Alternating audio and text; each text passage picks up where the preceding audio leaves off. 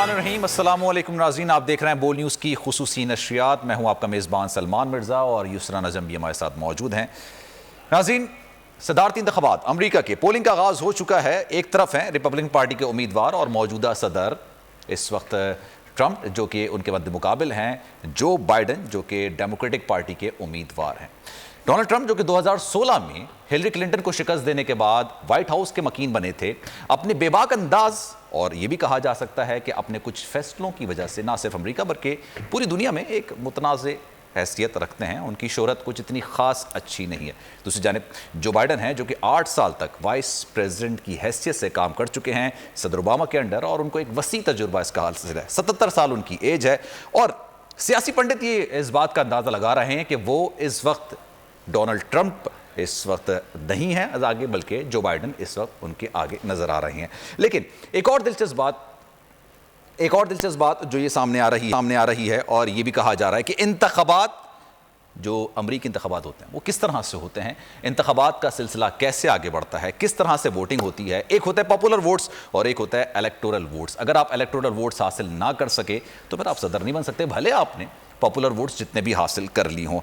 2016 के इंतखाबात में हमने देखा था कि हिलरी क्लिंटन ने तकरीबन 30 से 35 लाख वोट ज़्यादा हासिल किए थे, लेकिन क्योंकि इलेक्टोरल वोट्स वो हासिल नहीं कर सकी थी इसलिए वो व्हाइट हाउस की मकीन नहीं बन सकी थी।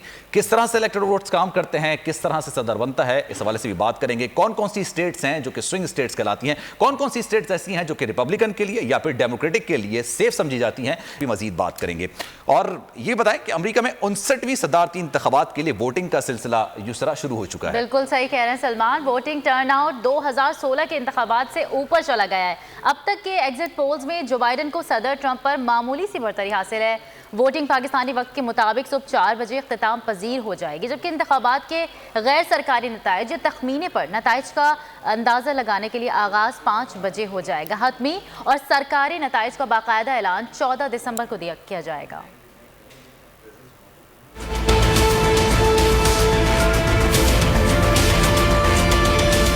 अमरीकी सदारती इंतखाबात में पोलिंग अपने क्लाइमेक्स पर पहुंच गई। पूरी दुनिया की नजरें नताइज पर लग गईं। ट्रंप या बाइडन की किस्मत का फैसला चंद घंटों की दूरी पर है। कई रियासतों में लंबी कतारें हैं। इब्तिदाई डेटा के मुताबिक अब तक टर्नआउट 2016 से ऊपर चला गया है। टर्नआउट का 112 साल पुराना रिकॉर्ड टूटने के इम्कानात हैं।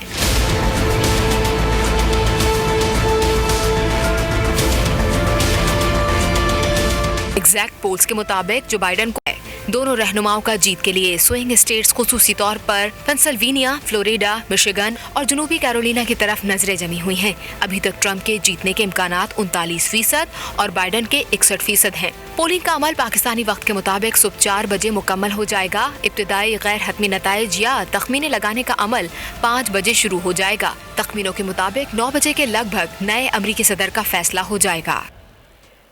तो अमेरिका में सदारती इंतखाबात की पोलिंग जारी है। सलमान, आप अगर कंपेयर करें पाकिस्तान के इलेक्शंस को और यूएस के इलेक्शंस को तो कैसे करेंगे? यूएस में इलेक्शंस अगर शहरी डायरेक्ट सदर और वाइस प्रेसिडेंट सदर नायब सदर मुंतखब करे तो ऐसा ये पॉसिबल नहीं है, नहीं कहा जाता। इलेक्टर्स होते हैं जो कि मुख्तलिफ रियासतों में मौजूद होते हैं। एक दिलचस्प बात है, एक इंटरेस्टिंग चीज़ है लेकिन थोड़ी पेचीदा भी चीज़ है। 61% अमरीकी शहरी इस जो निज़ाम है जिससे सदर और नायब सदर को मुंतखब किया जाता है उसको ख़ास ऐसा पसंद नहीं करते हैं, लेकिन जो भी है वो यही है। इसी तरह से इलेक्शंस होते हैं। तकरीबन 30 से 35 लाख हिलरी क्लिंटन ने 2016 में वोट ज़्यादा हासिल किए थे। पॉपुलैरिटी वोट्स उनके ज़्यादा थे, लेकिन चूंकि वो इलेक्टोरल कॉलेज में जो कि तकरीबन 538 मेंबर्स होते हैं या वोट्स होते हैं उसमें 270 वोट हासिल नहीं कर सकी थी, जिसकी वजह से वो सदर नहीं बन सकी।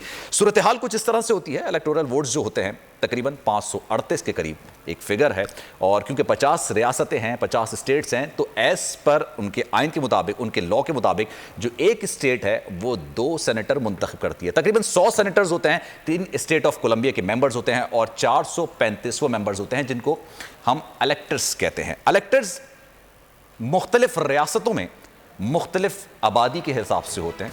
वो रिप्रेजेंटेटिव होते हैं, उनको इलेक्ट किया जाता है, उनको लेकर सामने आ जाता है। लेकिन जब एक शहरी उनको वोट देता है तो उसका मतलब ये है कि रिपब्लिकन या डेमोक्रेटिक जो भी उनके नुमाइंदगान वहाँ पर मौजूद होते हैं उनको बज़ाहिर वोट दिया जा रहा होता है। तो 538 में से 270 आपको हासिल करने वोट ज़रूरी है, उसके बाद आप सदर या फिर वाइस प्रेसिडेंट बन सकते हैं। लेकिन अगर आप उसको हासिल नहीं कर सके तो इसका मतलब है कि आप हार गए हैं। लेकिन दिलचस्प बात इसके आगे शुरू होती है। इसके आगे इस तरह से शुरू होती है, अगर हम बात करें स्टेट्स की तो सबसे ज़्यादा जो मेंबर्स हैं, इलेक्टर्स हैं, वो 55 है कैलिफोर्निया की।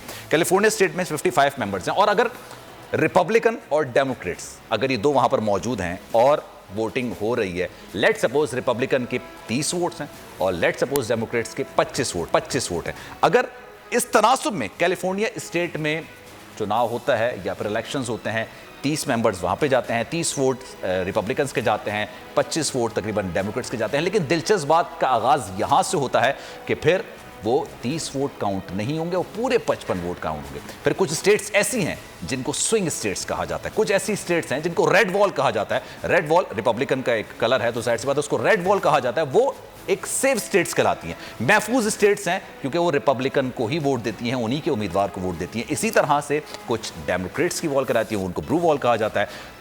जितने भी इलेक्शंस हुए हैं 1960 से लेके अभी तक तकरीबन ऐसा देखने में आया कि स्विंग स्टेट्स या जो सेफ स्टेट्स हैं उन्होंने उधर ही दिया। लेकिन दिलचस्प बात यहाँ शुरू होती है, जो स्विंग स्टेट्स होती हैं, स्विंग स्टेट्स उसमें एरिजोना भी है, फ्लोरिडा भी है, जॉर्जिया भी है, इसके अलावा मिशिगन भी है, मिनेसोटा भी है। ये स्विंग स्टेट्स कहलाती हैं क्योंकि यहाँ पर मुकाबला इतना सख्त होता है, कांटेदार मुकाबला होता है, कांटे का मुकाबला होता है कि कभी वो रिपब्लिकन की तरफ चला जाता है, कभी वो डेमोक्रेट्स की तरफ चला जाता है। तो यहाँ पे दिलचस्प सूरत हाल का आगाज़ होता है।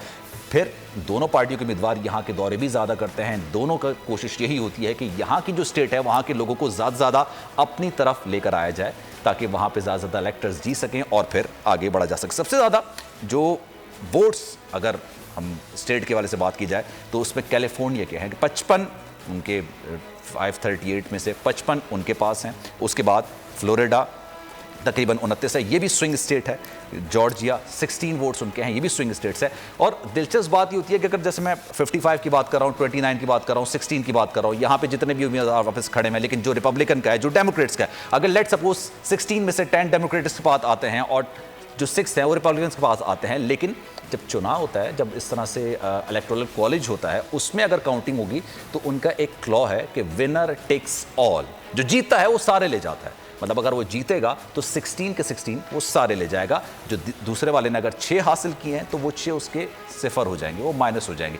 हमने ये देखने में आया कि हिलरी क्लिंटन के पॉपुलर वोट 2016 में ठीक ठाक ज़्यादा था, अच्छा खासा ज़्यादा था, और जब तक नताइज हतमी तौर पर सामने नहीं आ रहे थे यही कहा जा रहा था कि हिलरी क्लिंटन ही अगली सदर मुंतखब होगी। लेकिन फिर हमने देखा स्विंग स्टेट्स के नंबर सामने आए, इलेक्टोरल वोट सामने आए, तो तकरीबन 300 से ज़्यादा वोट हासिल किए थे डोनाल्ड ट्रंप ने, उसके बाद वो सदर मुंतखब हो गए थे। लेकिन पॉपुलरिटी वोट्स जो थे, पॉपुलरिटी वोट्स हिलरी क्लिंटन के ज़्यादा थे। अब देखना ये है कि ट्रंप मकीन जो हैं इस वक्त वाइट हाउस के, क्या वो इसको बरकरार रख पाएंगे, क्योंकि अपने कुछ उनके फैसले हैं जिसकी वजह से वो ज़्यादा क्राउड को पुल नहीं कर सके अमेरिका में। और साथ साथ जो बाइडन एक 77 साल की शख्सियत हैं और एक ऐसी शख्सियत हैं जिन्होंने सदर ओबामा के साथ नायब सदारत की ओहदे पर काम किया और 8 साल उन्होंने काम किया है, वो भी ठीक ठाक है। फिर पाकिस्तान जब आप आगे बढ़ते हैं और इसको इस तरह से भी कि इलेक्शंस, अमेरिकन इलेक्शंस यूसरा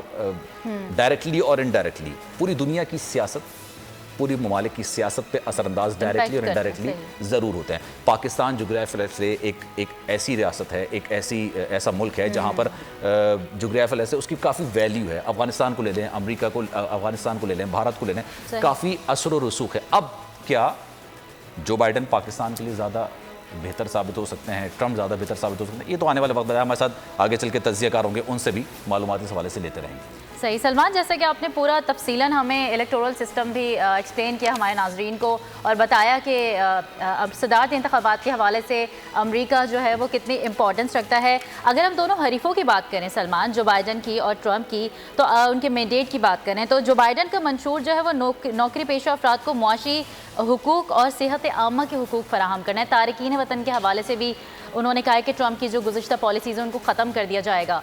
तो आपको क्या लगता है, अगर तारकीन वतन के हवाले से देखें, जो अमेरिका में रह रहे हैं, पाकिस्तानी निजात जो हैं, अमरीकी लोग हैं, पाकिस्तान से जिन वाबस्ता है, जिनकी नेशनलिटी थी, तो वो उनके लिए कितनी फ़ायदेमंद साबित होगी? डोनाल्ड ट्रंप की जो कुछ इकदाम थे उसमें एक तारकीन वतन के हवाले से जो उन्होंने रूल्स बनाए थे, वो भी एक ऐसा रूल था जो कि ना सिर्फ अमरीकियों के लिए बल्कि पूरी दुनिया के लिए एक एक तरीके से आप मुतनाज़ हैसियत इख्तियार करके, तो हमने देखा था कि बच्चों को उन्होंने बिल्कुल अलग कर दिया था, वालिदैन को बिल्कुल अलग कर दिया, जो गैर कानूनी तौर पर वहाँ पे दाखिल होने की अमेरिका की कोशिश करते हैं। तो ये एक सेटबैक था, क्योंकि जब इंसानी जज्बात की बात की जाती है तो बच्चों को वालिदैन से अलग करना ये एक ऐसा जज्बा होता है जिस पे हर कोई आवाज़ उठाने की कोशिश करता है। जो बाइडन ने काफ़ी चीज़ें ऐसी हैं जो उन्होंने कहा है कि विड्रॉ की जाएंगी या फिर वापस ली जाएंगी, लेकिन डोनाल्ड ट्रंप क्योंकि वो सख्त गिर मौक़िफ़ रखते हैं कोरोना के हवाले से, कोरोना वहाँ पे ठीक ठाक फैला हुआ है, तकरीबन 1 लाख से 1.25 लाख के करीब ऐसी चीज़ें हैं जो सामने आ रही हैं, जो पेशेंट सामने आ रहे हैं। और कोरोना पे भी उन्होंने अपनी इंतखाबी मुहिम में काफ़ी एग्जैक्टली और फिर उन्होंने ज़्यादातर शुरू में मास्क नहीं पहना हुआ था, फिर जाहिर सी बात है वो कोरोना का शिकार भी हो गए, उनकी जो बेगम है वो भी कोरोना का शिकार हो गई थी। फिर जब वो वापस आए उन्होंने अपनी स्ट्रेंथ का जिसे कहते हैं कि इजहार इस तरह से किया था कि जब वो वापस आए उन्होंने जब हाथ हिलाया अपने जो भी उनके फॉलोअर्स हैं तो साथ साथ उन्होंने मास्क उतार के भी रख दिया था। तो वो एक सख्त गिर मौक़िफ़ रखते हैं जो बाइडन, उनके मुकाबले में एक हम्बल पर्सनैलिटी है, एक वो तवाज़ुन रखते हैं चीज़ों में। लेकिन सवाल ये है कि क्या पाकिस्तान के लिए डोनाल्ड ट्रंप ज़्यादा बेहतर साबित हो सकते हैं आने वाले दिनों में या फिर जो बाइडन, क्योंकि मज़ीद तज़कियाकार हमारे साथ जुड़ते रहेंगे तो हम उनसे बात करते रहेंगे। लेकिन क्या स्टेट्स की बात कर ली जाए, कौन कौन सी जो स्विंग स्टेट्स हैं जो कि कारगर साबित हो सकती हैं? फ्लोरिडा तो उसमें फर्स्ट नंबर पर बिल्कुल फ्लोरिडा है जिसमें 29 उनके वोट्स हैं, नंबर ऑफ वोट्स, जो कि एवान बाला और एवान ज़ेरी दोनों को मिला के सेनेट और एवान नुमाइंदगान, उसमें 29 उनके वोट्स हैं। साथ एरिज़ोना है जिनकी 11 हैं, जॉर्जिया जिनके 16 है, युवा है, मिशिगन है और मिनीसोटा है 16 है और उसमें 10 हैं। नेवाडा में 6 हैं, न्यू हैम्पशायर में 4 हैं, नॉर्थ कैरोलिना में 15 हैं, ओहायो में 18 हैं। ये सारी वो स्टेट्स हैं जो कि स्विंग स्टेट्स कहलाई जाती हैं। साथ साथ पेंसिल्वेनिया जिसके 20 वोट हैं, जो कि बहुत ज़्यादा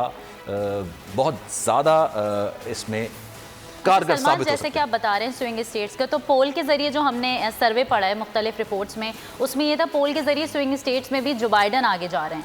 लेकिन गुज़िश्ता इलेक्शंस में देखें तो ट्रंप और हिलरी क्लिंटन जब थी तो हिलरी क्लिंटन की पोलिंग में ज़्यादा आ रहे थे, लेकिन ट्रंप ने हकीकी इलेक्शन जीत लिया।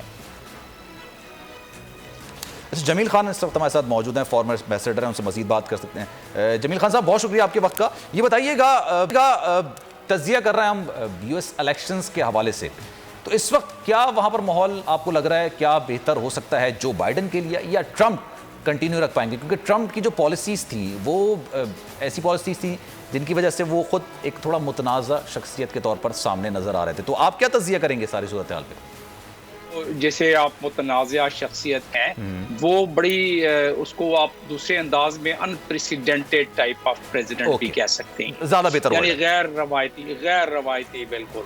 तो जिस अंदाज में उन्होंने किया वो यूएस के हिस्ट्री में इस किस्म के अंदाज से प्रेसिडेंसी पहले हिस्ट्री में शायद ही कभी किसी को नजर आई हो।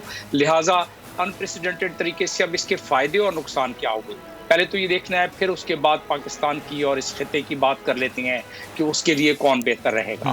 पहली तो बात ये है कि ट्रंप को पिछले इलेक्शन से अगर आप कंपेयर करें तो पिछले इलेक्शन में ट्रंप पॉपुलर वोट, सारों को पता है कि वो 3 मिलियन से की उस शिकस्त हुई थी उनको पॉपुलर वोट में। लेकिन जब बात आ गई इलेक्टोरल कॉलेज की तो उसमें फिर उन्हें काफ़ी सबकत हासिल हो गई, ख़ासतौर पर 304 वोट उन्होंने ले लिए जो कि 538 में से। तो वो वहाँ आके, और इस दफ़ा भी जो भी आपके पैनलिस्ट को प्रूव कर रहे थे, ये हकीकत है कि जो स्विंग स्टेट है वहाँ अगर 51-49 की परसेंटेज से भी अगर कोई वोट ज़्यादा ले गया तो फिर उसको सारे के सारे जिसको कहते हैं कि जितने भी विनर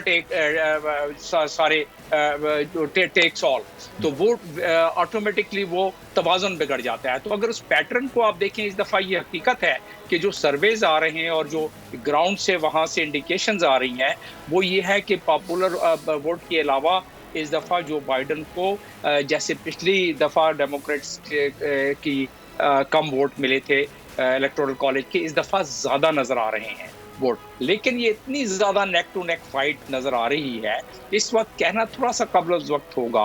बहुत सारे तजिया निगार समझ रहे हैं कि जो बाइडन का इस दफ़ा पलड़ा भारी है, मैं भी समझता हूँ, लेकिन सिर्फ इस हद तक कि पिछली दफ़ा के मुकाबले में इलेक्टोरल कॉलेज के वोट भी ज़्यादा मिलेंगे लेकिन क्या वो सबकत ले जाएंगे 270 से ज़्यादा, ये एक बहुत बड़ा सवाल है। क्योंकि 270 अगर वोट नहीं लिए तो फिर उसका फायदा नहीं होगा। जो आदमी 270 वोट ले जाएगा 538 में से, वही इलेक्टोरल कॉलेज के इस पूरे को विन कर जाएगा और प्रेसिडेंट व्हाइट हाउस में पहुंचने की उसमें ज्यादा इस्तात होगी। ये तो बात होगी उनकी टेक्निकलिटी की, और ये हकीकत है कि फ्लोरिडा हो गया, मिशिगन हो गया, नवेडा हो गया, ओहायो हो गया, टेक्सास हो गया, ये सारे विंस्टन हो गया, ये सारे बड़े स्विंग स्टेट हैं और बड़े नेक टू नेक मामला चल रहा है।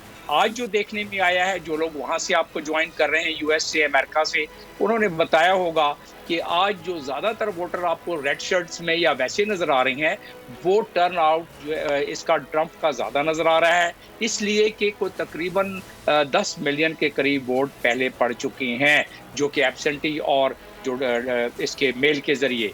तो ये इस दफा बहुत इसकी यूएस की हिस्ट्री में बड़ा टफ किस्म का मामला चल रहा है। और ये जो वोट पड़े उसमें जो बाइडेन का पलड़ा भारी नजर आ रहा है, जो कि सियासी पंडित ऐसा कह रहे हैं।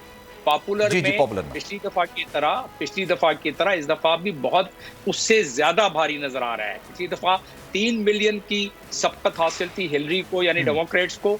इस दफा महसूस हो रहा है कि ज्यादा की सबकत हासिल होगी, लेकिन सवाल वही बहुत बड़ा उठता है।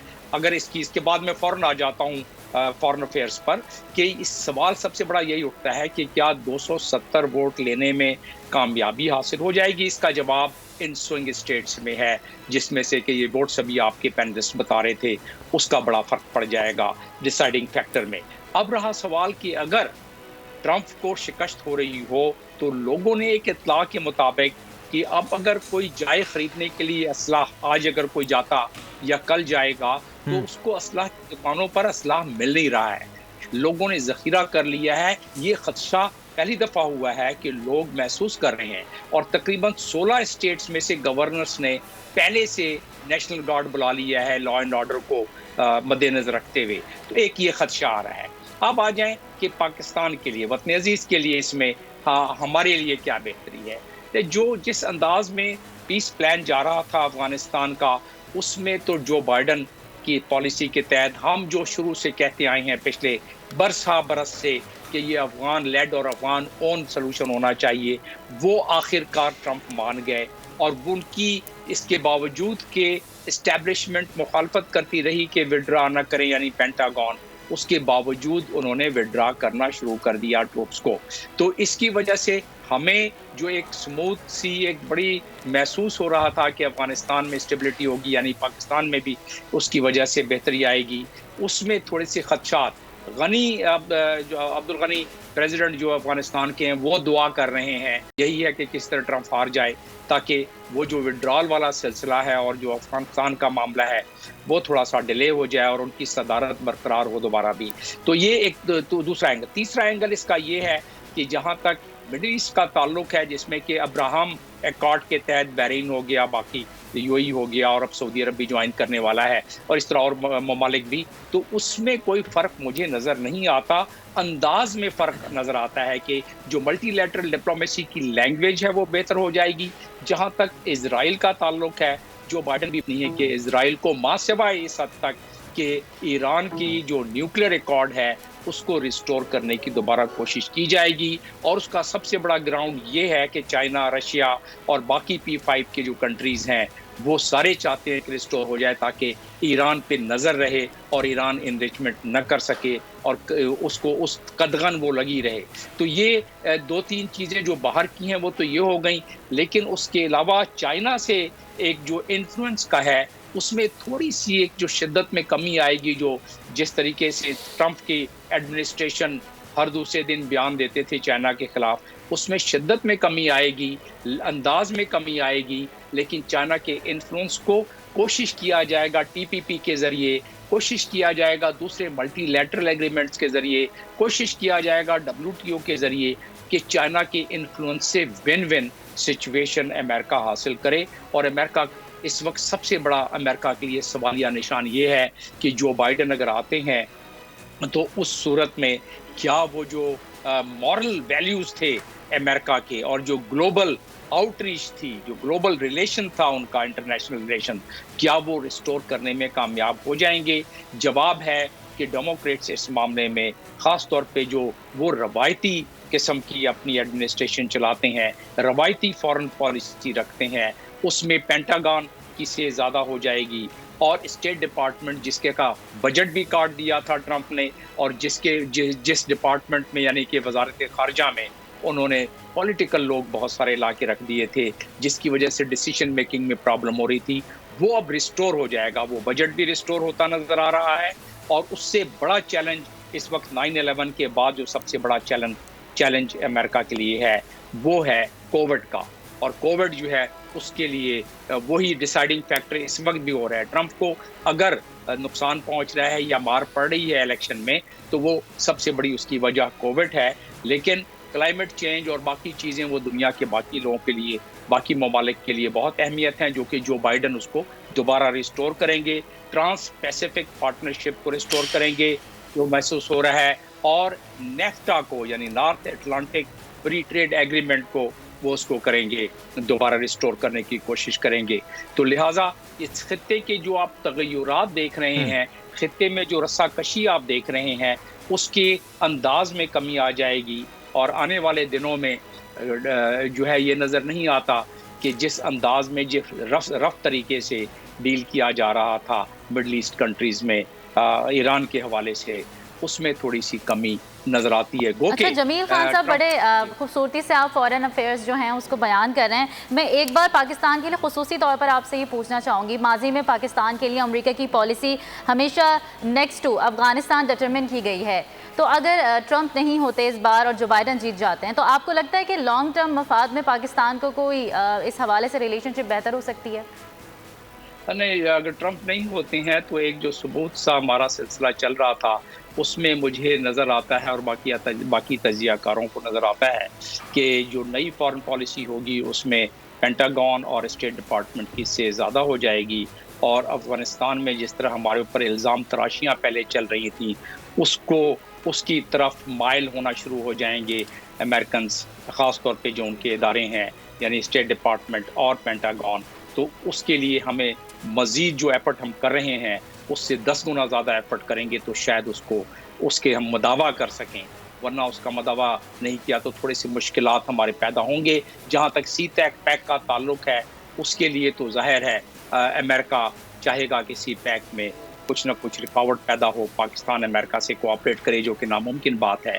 तो वो उस हद तक, क्योंकि सी पैक एक वो सेगमेंट है, वो हिस्सा है कि अगर सी पैक नहीं है तो BRI नहीं है, यानी बेल्ट एंड रोड 125 ममालिक को जो यकजा कर रहे हैं चाइना की तरफ से, अगर सी पैक उसका इतना अहम जुज़ है।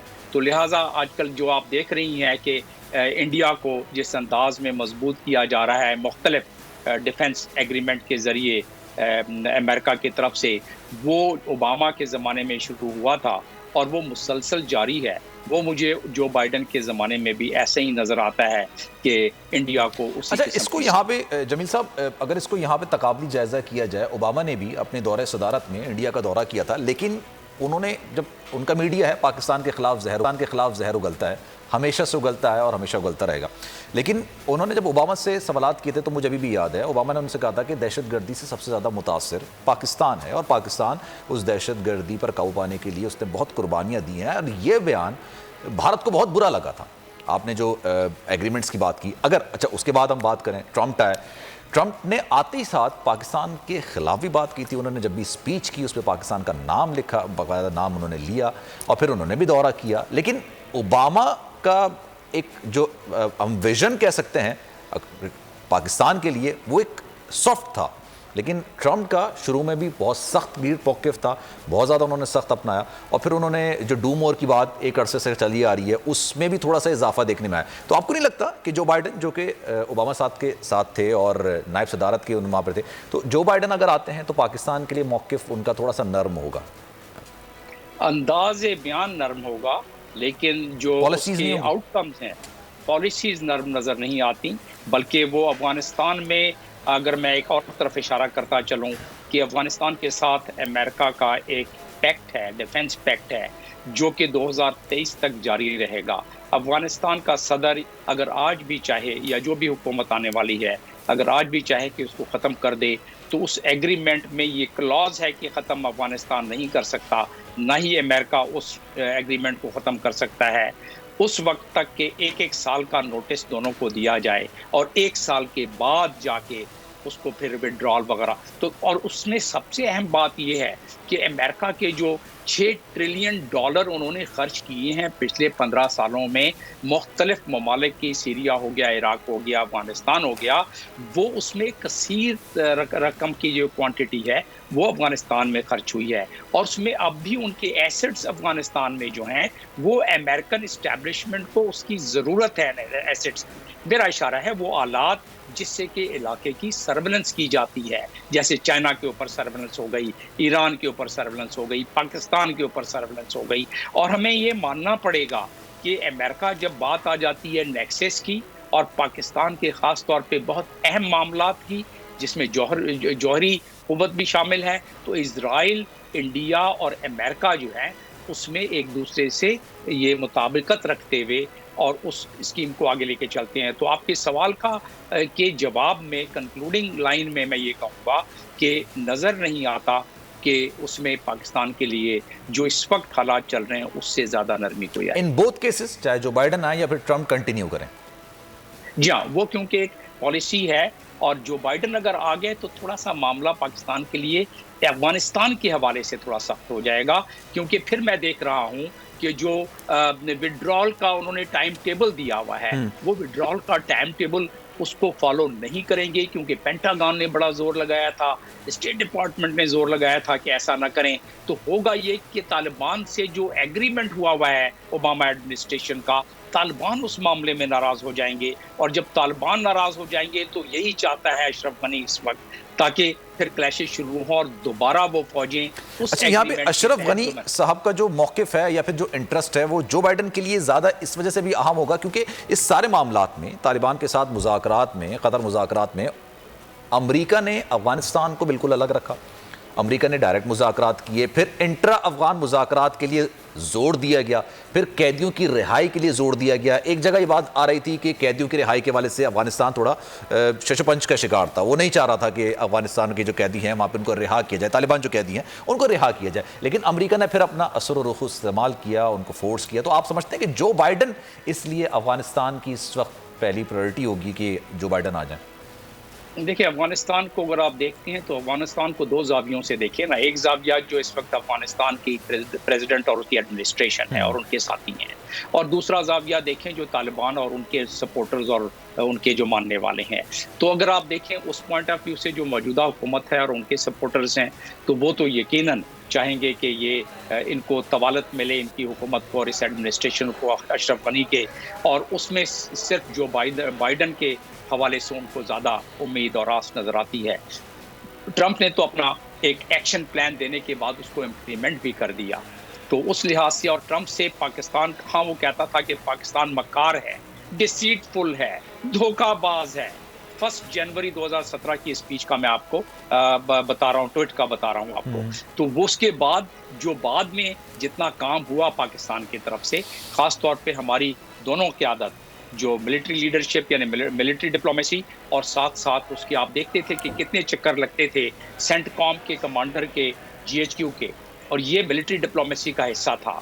और उसी तरीके से जो हमारे फॉरेन ऑफिस ने कुछ काम किया, और वो कि उसमें ज़्यादा ज़रूरत थी काम करने की, तो और उसमें जो हालात, जो ट्रंप के वादे थे पिछली इलेक्शन के दौरान, उसके मुताबिक देखा जाए तो फिर हमारे जो इस वक्त मफाद में है, उस मफाद के तहत एक गाड़ी चल पड़ी थी अफगान पीस प्रोसेस की।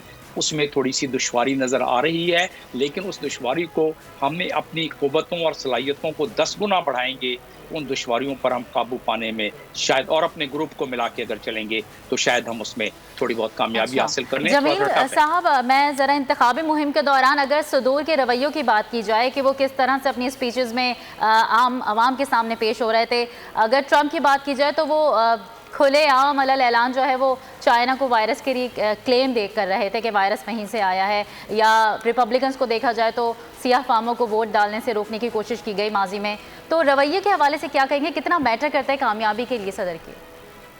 देखिए, अभी मैं वो नॉन डिप्लोमेटिक अल्फाज तो मैं इस्तेमाल नहीं करना चाहता, लेकिन ये है कि सदर ट्रंप ने जो अल्फाज इस्तेमाल करते रहे हैं और जो जुमले इस्तेमाल करते रहे हैं, क्लोरीन को कहते हैं कि इंजेक्शन के तौर पे दे दिया जाए जो कोविड के मरीज़ हैं, और बाकी बहुत सारी चीज़ें, वो सारी दुनिया उस पे हंसती भी थी। तो ये पहले इस किस्म के डिप्लोमेटिक अरेना में या हेड ऑफ स्टेट्स ने पहले आप अगर तजिया करें तो जो डेवलप्ड कंट्रीज़ का कोई हेड ऑफ स्टेट आपको नहीं मिलेगा जो कि इस अंदाज में करता हो। तो रहा सवाल चाइना का, तो चाइना पे तो उन्होंने शुरू से ही बेल्ट करने की कोशिश की कि चाइना ने फैलाया, बल्कि चाइना के सफारती ताल्लुकात बड़े ख़राब हो गए उसकी वजह से, ये जो इल्ज़ाम तराशी करना शुरू किया। और आज नौबत ये है कि चाइना वर्ल्ड का लीडर बन गया है। उसने अपने फॉरेन पॉलिसी में उसको इतना फ़ायदा हुआ है कि वो वर्ल्ड की ग्लोबल लीडरशिप संभाल सकता है। इतने बड़े मसले को जो दुनिया में 100 साल के बाद ये मसला जो शुरू हुआ है पेंडेमिक का इतना ख़तरनाक तरीके से, उसको चाइना ने संभाल लिया। तो दुनिया का ट्रस्ट चाइना की तरफ ज़्यादा बढ़ता गया। ट्रंप की क़यादत के दौरान दुनिया का ट्रस्ट अमेरिका से, और इसीलिए जो पढ़े लिखे लोग हैं अमेरिका को वे दो ज़ावियों से देखें। पहला ज़ाविया वो है जो वहाँ हाई स्कूल से ज़्यादा पढ़े हुए लोग हैं। दूसरा ज़ाविया वो है जो आर्टिजन्स हैं, प्लम्बर हैं, ब्रिकलेयर्स हैं, कारपेंटर्स हैं, मजदूर हैं, जो कि बस अपना मजदूरी करके ट्रंप के गाने गाते हैं और पब में जाके बैठ जाते हैं शाम को। वो डाई हार्ट है बिल्कुल। उन वोट्स को आप बिल्कुल चेंज नहीं कर सकते, चाहे जो भी हो। उसी के लिए ट्रंप ने ये जुमले इस्तेमाल करते थे, उस कॉन्स्टिट्यूएंसी को मज़ीद पुख्ता करने के लिए, क्योंकि वो खुश होते थे इस किस्म के अल्फाज से, और अब भी खुश होते हैं।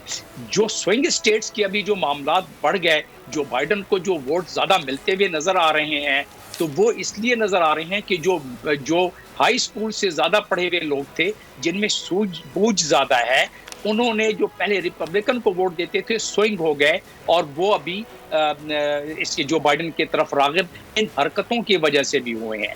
तो लेकिन इसके बरक्स दूसरी बात यह है कि लोग ये भी कहते हैं, जो उनके सपोर्टर्स हैं ट्रंप के, और जो कुछ वोट जो ट्रंप की तरफ गए हैं इस दफ़ा, ख़ास तौर पे स्पेनिश के और दूसरे लोगों के, यानी पीपल ऑफ कलर के, तो वो जो वोट गए हैं वो वोट है कि देखो इसने कहा था कि हम अपने जंग में नहीं जाएंगे, तो ये हकीकत है कि उसने जंग को नहीं छेड़ी।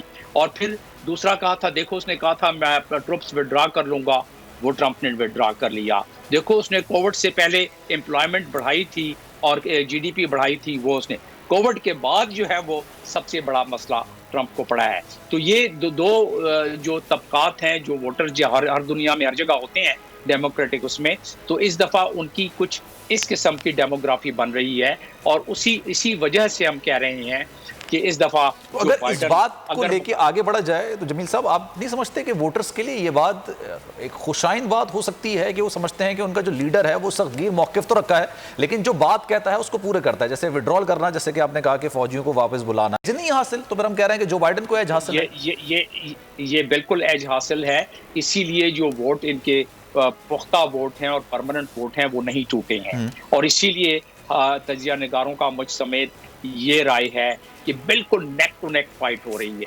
बल्कि हमने ये तकरीबन तमाम सर्वे ये बता रहे हैं और तजिए ये बता रहे हैं कि वोट तो जो बाइडन ज़्यादा ले जाएंगे, लेकिन जो इलेक्टोरल कॉलेज क्या है उसमें बड़ी नेक टू नेक फाइट हो रही है, और उसमें हो सकता है कि ट्रंप इस दफ़ा फिर सबकत ले जाएं, और सबकत ले जाएं तो व्हाइट हाउस का मामला फिर ट्रंप के हिस्से में। अच्छा, इस वक्त जो 538 जो तजिया करते हैं कि जो स्विंग स्टेट्स कौन सी हो सकती हैं, उसमें 13 स्टेट्स की निशानदेही की गई है, और अगर मैं 2016 के इलेक्शंस की बात करूं तो उसमें 13 में से तकरीबन 9 या गालिबन 10 होंगी, लेकिन 9 से कम नहीं हो सकती, वहां पे रिपब्लिकन्स जीते।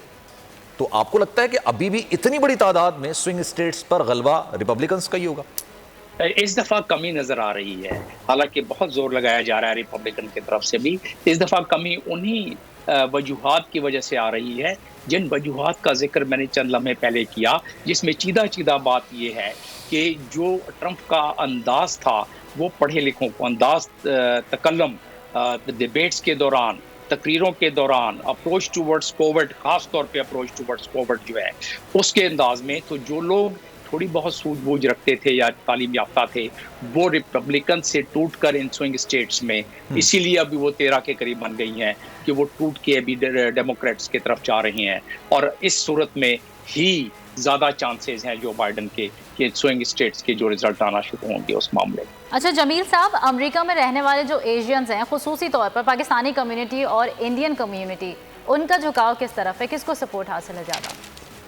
इंडियन कम्युनिटी तो जाहिर है बहुत तेजी और बड़ी उसके साथ तंदही के साथ ट्रंप तो इंडियंस तो ज़्यादा डेमोक्रेट्स के साथ होंगे, उनके कमाला हारिस का बैकग्राउंड मैंने सुना है। दैट्स राइट, वो कुछ थोड़ा सा फर्क पड़ सका है, लेकिन इंडियंस जो आपने हाउडी मूडी और बाकी सारे जो मामलात आपने देखे पिछले वर्षों में, तो उसमें एक पूरा इंफ्रास्ट्रक्चर बन गया है इंडियन वहाँ जो वोटर्स हैं उनका, उस इंफ्रास्ट्रक्चर के तहत ट्रंप की तरफ ज़्यादा माइल हैं। अब रहा सवाल कमेला का, तो उसमें उनके आने यही वजह है कि उनको वाइस प्रेसिडेंट के तौर पर नॉमिनेट किया गया डेमोक्रेट्स की तरफ से, कि वो वोट जो सारे उधर चले गए थे, काफ़ी उधर चले गए थे, वो कुछ टूट के इस तरफ आएंगे, जो कि होगा। जी अच्छा, होगा। आप समझते हैं कि ऐसा होगा क्योंकि उन्होंने जो कार्ड खेला डेमोक्रेट्स ने वो ज़्यादा बेहतर साबित होगा? दुरुस्त।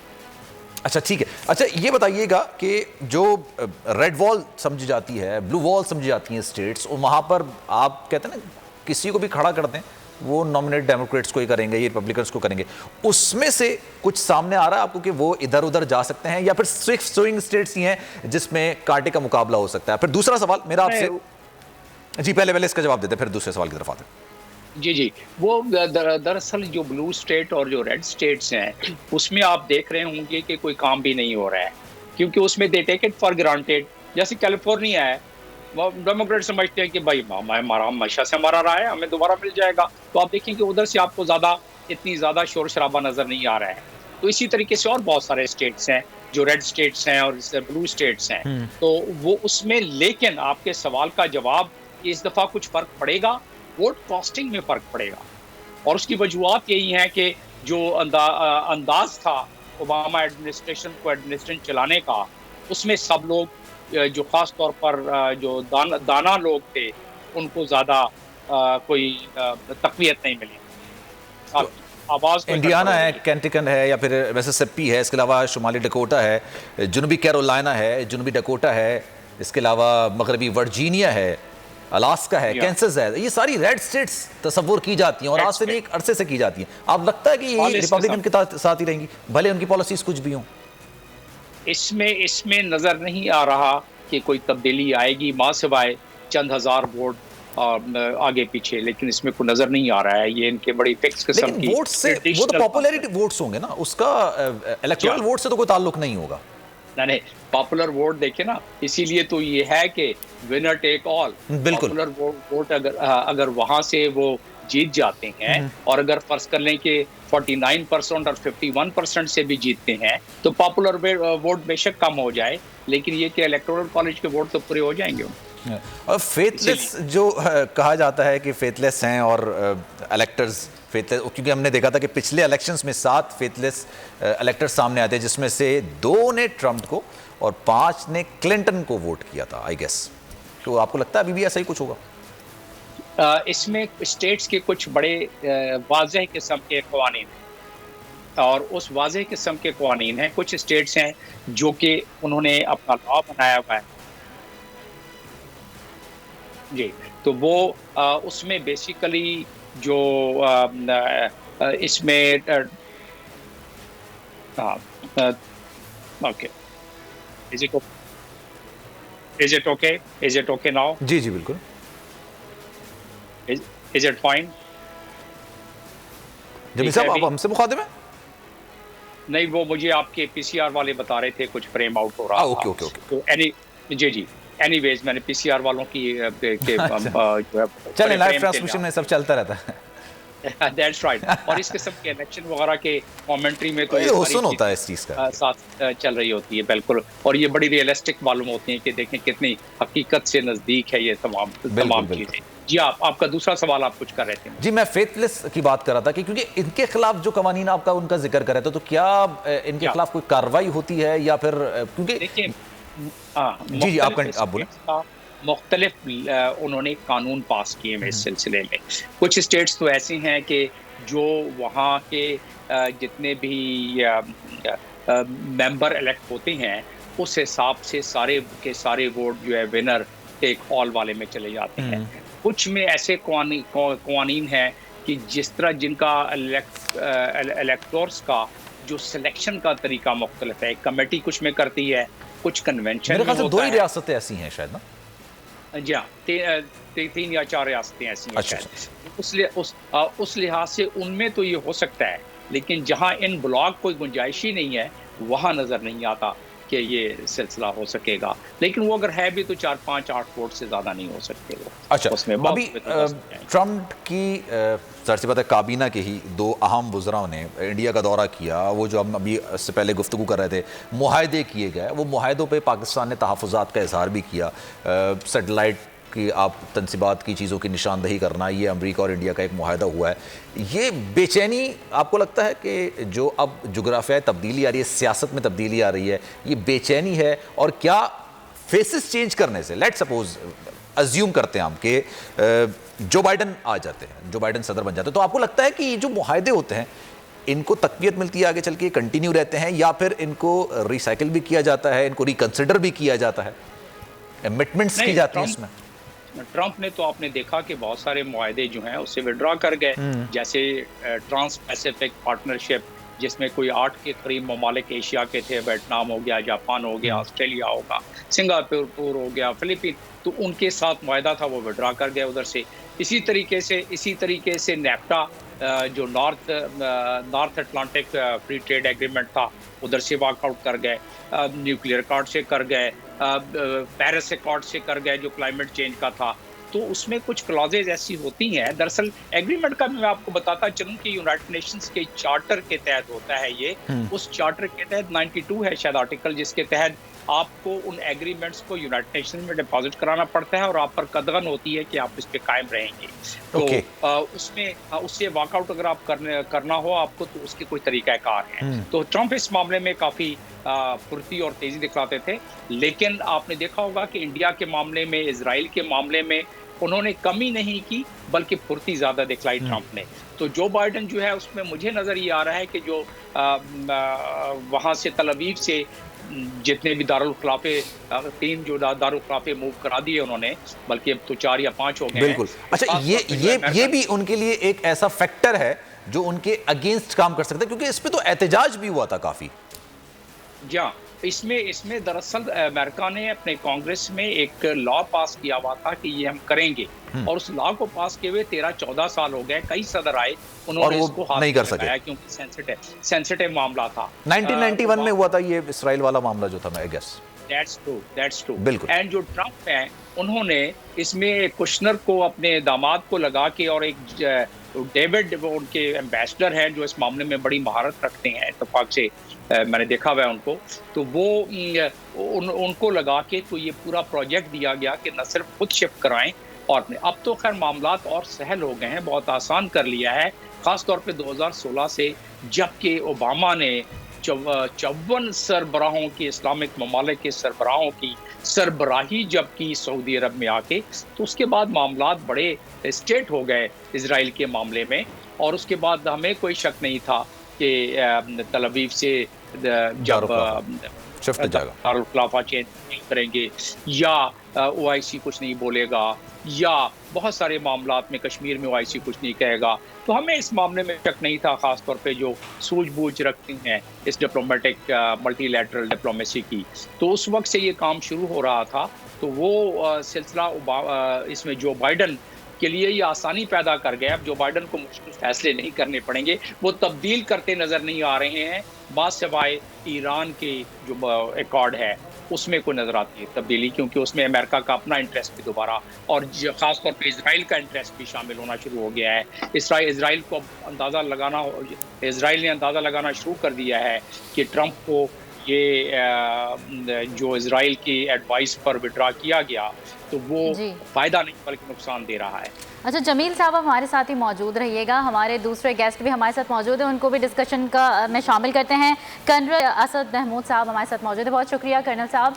अच्छा, ये बताइएगा, अमरीकी जो हैं वो आज अपना सदर मुंतखब कर रहे हैं, ओवरऑल क्या इम्पैक्ट पड़ेगा, कितने इंपॉर्टेंट हैं ये इलेक्शंस, आप किस तरह कंक्लूड करेंगे? बिस्मिल्लाहिर्रहमानिर्रहीम, थैंक यू वेरी मच। बिल्कुल, आज ये इनका जो वोट डाल रहे हैं सारे अमेरिकन, और पूरी दुनिया आप कह सकते हैं कि बिल्कुल इन सारे इलेक्शंस के ऊपर फोकस आपको नज़र आती है। Why it is so because वो जो 4 साल का टेन्योर अमेरिकन ने भी, अमेरिका ने, फिर अमेरिका के जो इत्तेहादी थे उन्होंने जो देखा डोनाल्ड ट्रंप का टेन्योर, और फिर पूरी दुनिया ने जिस तरीके से देखा, और अभी जैसे तस्करा हो रहा था, यस आप कह सकते हैं जी, he had the personality, he had that kind of force behind him, और स्ट्रेंथ थी, और अपने एक स्टेज थी जब कहा जाता था America is the sole super power. तो जब सारे मुस्लिम ममालिक के जो सदूर कह लें, किंग्स कह लें, प्राइम मिनिस्टर्स कह लें, all the heads of state जो मुस्लिम्स थे, उनको सामने बिठा के जिस तरह का भाषण एक लिहाज से दिया गया था, वो सारी दुनिया के सामने है। तो आई वुड से कि यस, ये तो स्पेशली जो 2020 का जो इलेक्शन है इस वक्त प्रेसिडेंशियल जो है, इसके ऊपर तो वाकई इससे पहले भी ठीक है, हम ये भी कहते हैं जी कि कम्युनिकेशन मींस इतने करीब हो गए हैं कि पूरी दुनिया बिल्कुल एक गांव की तरह लगती है, ग्लोबल विलेज लगता है बिल्कुल। बट 2016 को अगर आप देखें, 2012 के इलेक्शंस को देखें, तो जितना अमेरिकन के अलावा पूरी दुनिया का इंटरेस्ट इस वक्त आपको नजर आता है अमेरिकन प्रेसिडेंट के इलेक्शन में, शायद इससे पहले एक लिहाज से नजर आया। And why it is so, because इस पर्सनालिटी के साथ बहुत सारी चीज़ें एक लिहाज से अटैच हैं। एक तो मुझे ये भी थोड़ा सा कहने दीजिएगा कि जो टेन्योर आपने देखा इस 4 साल का डोनाल्ड ट्रंप का, वो उसको बहुत सारी आपको पाकिस्तानी झलक बड़ी नजर आती थी। उसमें बेटी भी काम कर रही होती थी, उसमें बीवी भी साथ। सर सियासत कहीं की भी हो, सियासत होती है वैसे ना, आई अंडरस्टैंड, पर मेरा ख्याल है ये सारी चीजें हमें बाराक ओबामा के साथ नजर नहीं आई, और जो इससे भी पहले के भी प्रेसिडेंट गुजरे उनके साथ नजर नहीं आई। बट ही वाज, ये भी कह सकते हैं ना कि इनका अगर एक्सपीरियंस देखा जाए तो बेसिकली तो ये पहले कारोबारी शख्स थे कि जिनको आपने एंटर किया। तो उसके बाद पाकिस्तान में तब्दीली आई, असद साहब, तो आपको लगता है कि तब्दीली वहां पे भी आएगी?